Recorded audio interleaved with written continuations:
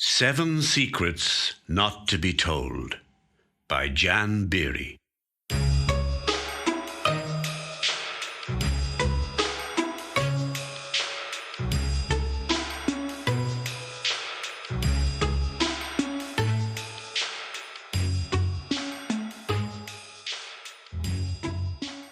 I watch her from the first day she arrives in her shiny car. The sun reflects on shades that hold back a mane of dark hair, lips that shimmer, and glossy red talons. Earrings brushing against her neck throw shards of light in many directions. He comes out to greet her, embraces in the driveway, unconcerned they are in full view. He must have said something to her, because she laughs. Gleaming white teeth, twinkling eyes, and then he laughs too. The arm with the watch rests across her shoulders as he guides her into the house. The polished brass knocker rattles against the wood. The door is now closed. The next time I see her, it is morning. Dwarfed by a crisp white shirt, she is creeping back to her car, not wanting to be seen. Her hair is thrown up haphazardly and fastened with a jeweled clip. Her face is devoid of color, but her claws are still red. She carries a bag in her hand and a bundle under her arm, which she flings into the passenger seat as she climbs in, leaving the door ajar. She blinds me momentarily as she adjusts the mirror. Viewing herself, she frowns and rubs a hand down each side of her face until they meet under her chin. She unfastens the clip, and a curtain of hair falls down her back. It ripples in soft waves as she slowly shakes her head. From her bag, she pulls out a hairbrush and runs it through her tresses, preening herself. In the reflection, she sees me watching her, and she waves uncomfortably. My solitary presence unnerves her.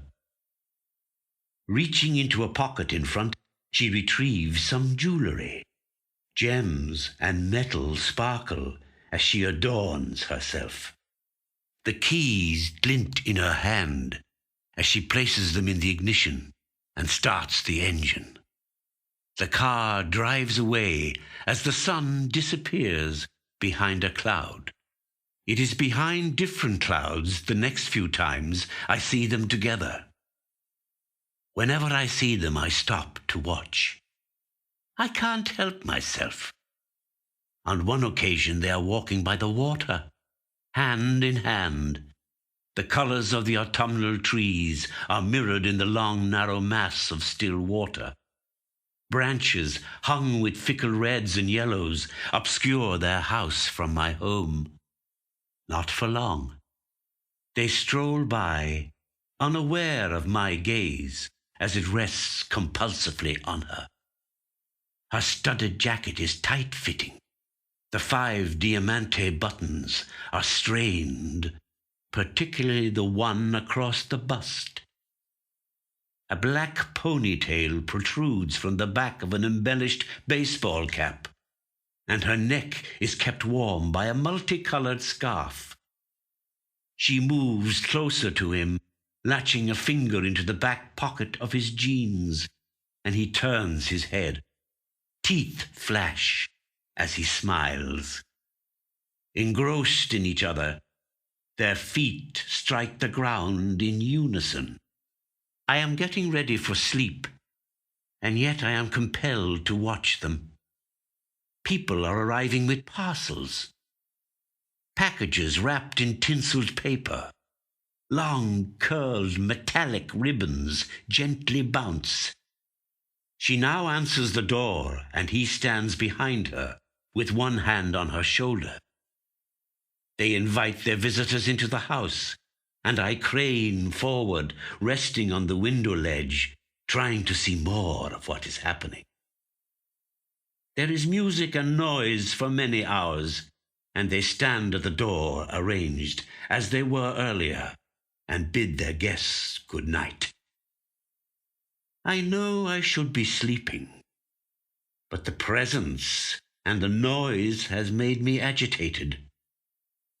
I observe as he grasps her hand, and tugging gently, pulls her into the garden.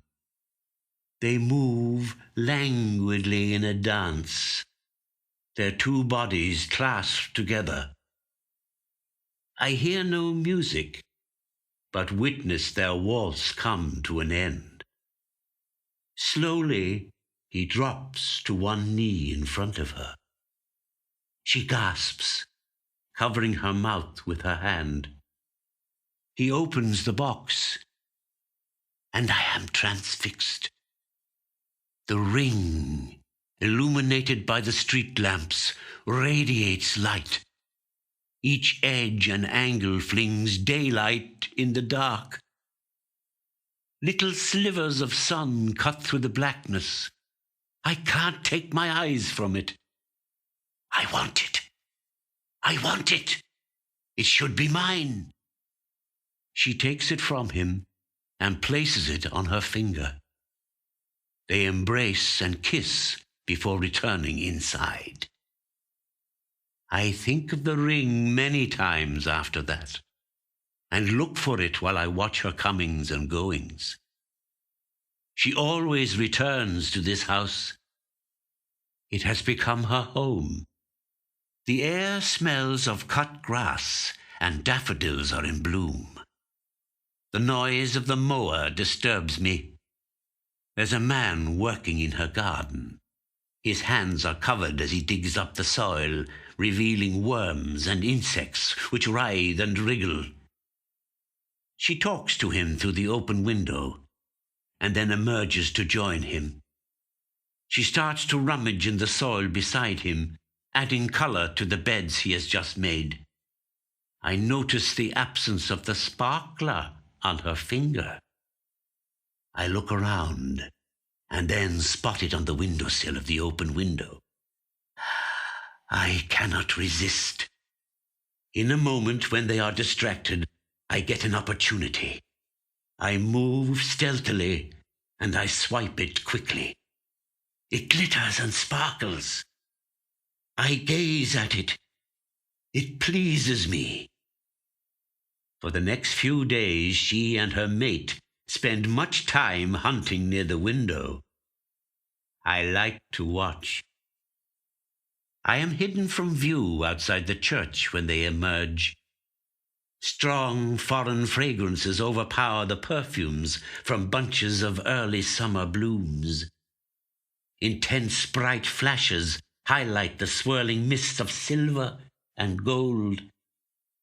The men are dressed like me in black and white.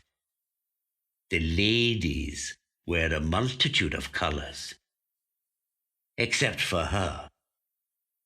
He tucks her white-clad frame beneath his wing as they posture for the benefit of those who flock around them.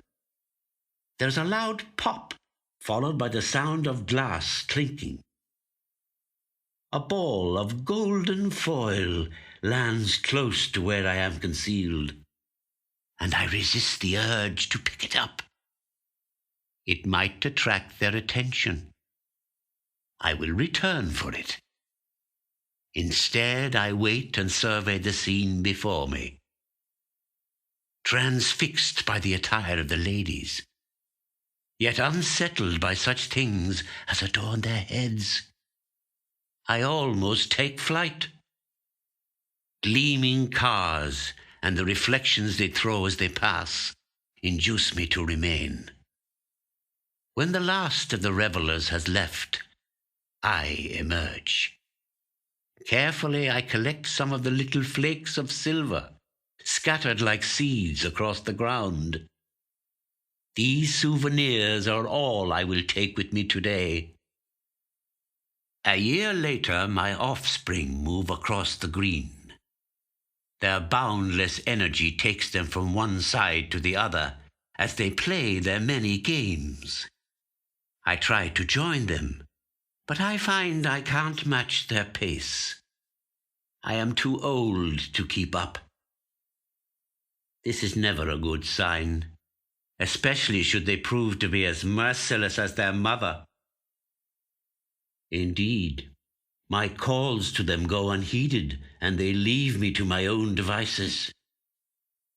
Once again, I resign myself to waiting. Nearby, the children recite some rhyme about sorrow and joy.